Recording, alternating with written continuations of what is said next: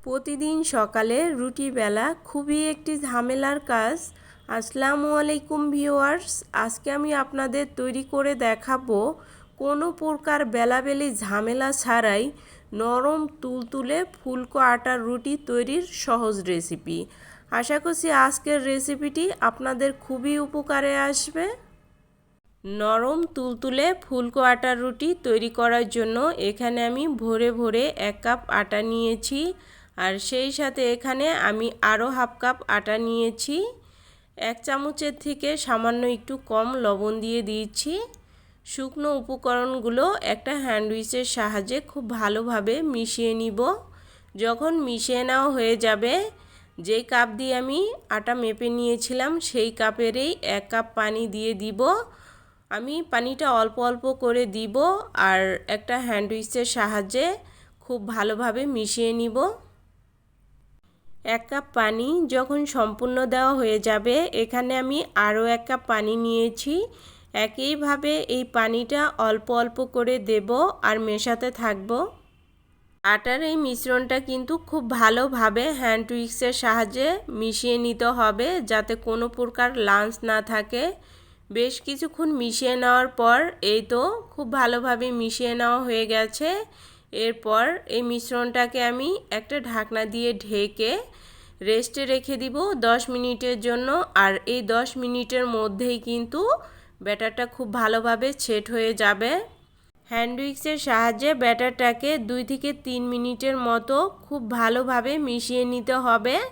মিশিয়ে নেওয়া হয়ে গেলে এ পর্যায়ে আমি একটা চামচের সাহায্যে ব্যাটারের ঘনত্বটা দেখিয়ে দিয়েছি।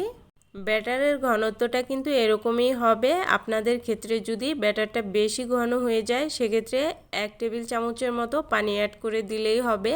আর ব্যাটারটা যদি বেশি পাতলা হয়ে যায়, সেক্ষেত্রে সামান্য একটুখানি ময়দা অ্যাড করে খুব ভালোভাবে মিশিয়ে নিলেই হয়ে যাবে। রুটি ভাজার জন্য চুলায় ফ্রাই প্যান বসিয়ে মিডিয়াম আঁচে গরম করে নিয়েছি। এখন একটা টিস্যুর সাথে সামান্য একটু তেল লাগিয়ে ফ্রাই প্যানের গায়ে মুছে নিচ্ছি। এই পর্যায়ে চুলার জালটা একদম লোতে করে দিয়ে রাখবো। আর আগে থেকে যে ব্যাটারটা তৈরি করে রেখেছিলাম, সেখান থেকে সামান্য একটুখানি ব্যাটার দিয়ে একটা চামচের সাহায্যে স্প্রেড করে দিচ্ছি। খুবই আলতোভাবে স্প্রেড করে দিতে হবে। আর কিছুক্ষণ পরেই দেখা যাবে রুটির উপরের কাঁচা ভাবটা চলে যেয়ে ঠিক এরকম হয়ে গেছে। এই পর্যায়ে চুলার আঁচটা হাই মিডিয়ামে করে দিয়ে রুটিটা চেপে চেপে ভেজে নিতে হবে। আপনারা যদি চুলার আঁচটা বাড়িয়ে না দেন, তাহলে কিন্তু রুটিটা খুব ভালোভাবে ফুলবে না।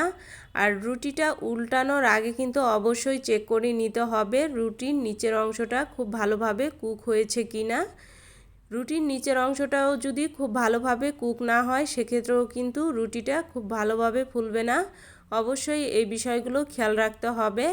আর যখন আপনি সব কিছু খেয়াল রেখেই রুটিটা ভাজবেন, তারপরেই দেখবেন রুটিটা আপনিই কিন্তু ফুলতে শুরু করেছে। আর সবগুলো রুটি কিন্তু এভাবে ফুলবে। দেখে অবশ্য বুঝে গেছেন রুটিটা কত সুন্দর গোলুমলু হয়ে ফুলে গেছে। আর এ পর্যায়ে দ্বিতীয় রুটিটা ভাজার জন্য চুলার আঁচটা কিন্তু একদম লোতে করে দিয়েছি। একইভাবে সেই টিস্যুটার সাথে সামান্য একটুখানি তেল লাগিয়ে প্যানটাকে মুছে নিলাম।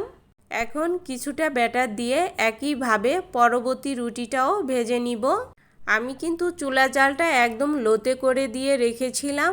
আর রুটিটা যখন উপরের কাঁচা অংশটা শুকিয়ে যাবে, এই পর্যায়ে আমি চুলার আঁচটা হাই মিডিয়ামে করে দিয়ে পরবর্তী রুটিটাও ভেজে নিচ্ছি। আপনারা যদি এভাবে বাসায় তৈরি করেন, তাহলে প্রতিদিনের রুটি বেলা ঝামেলা থেকে অন্তত পক্ষে মুক্তি পাবেন।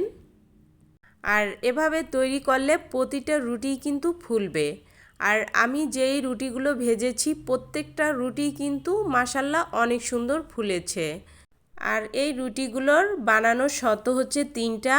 প্রথমত, ব্যাটারটা পারফেক্টভাবে তৈরি করে নিতে হবে। আর দ্বিতীয়ত, ব্যাটারটা আপনি যখন প্যানে দিবেন, তার আগে প্যানটা খুব ভালোভাবে গরম করে ব্যাটারটা দেওয়ার সময় চুলার আঁচটা একদম লো মিডিয়ামে করে দিতে হবে। উপরের কাঁচা অংশটা যখন শুকিয়ে যাবে, এরপর চুলার আঁচটা হাই মিডিয়ামে করে দিয়ে রুটিটাকে উল্টে পাল্টে ভেজে নিতে হবে, তবেই আপনাদের সবগুলো রুটি খুব সুন্দরভাবে ফুলবে। আর তৃতীয়ত, রুটি ভাজার জন্য এরকম ননস্টিকের ফ্রাই প্যান ব্যবহার করতে হবে। আর ননস্টিকের ফ্রাই প্যান ছাড়া যদি আপনারা অন্য কোনো ফ্রাই প্যানে রুটিগুলো ভাজেন, সেক্ষেত্রে কিন্তু অবশ্যই ফ্রাই প্যানের তাপমাত্রার উপর লক্ষ্য রেখে রুটিগুলো ভেজে নিতে হবে। আর এরই মধ্যে কিন্তু আমার সবগুলো রুটি ভেজে নেওয়া হয়ে গেছে। আমি যে রুটিগুলো ভেজেছি সবগুলো রুটি মাশাআল্লাহ অনেক সুন্দর ফুলেছে। আর রুটিগুলো দেখেন কত সুন্দর সফট হয়েছে। এই রুটিগুলো এতটাই সফট হয়, বানানোর পর সারাদিন রাখলেও কিন্তু এই রুটিগুলো কোনো প্রকার শক্ত হবে না। বেলা রুটি থেকে এই রুটিতে কিন্তু অন্যরকম একটা স্বাদ আছে। আর আপনারা যদি এভাবে তৈরি করেন, বাসার সবাই কিন্তু অনেক বেশি পছন্দ করবে।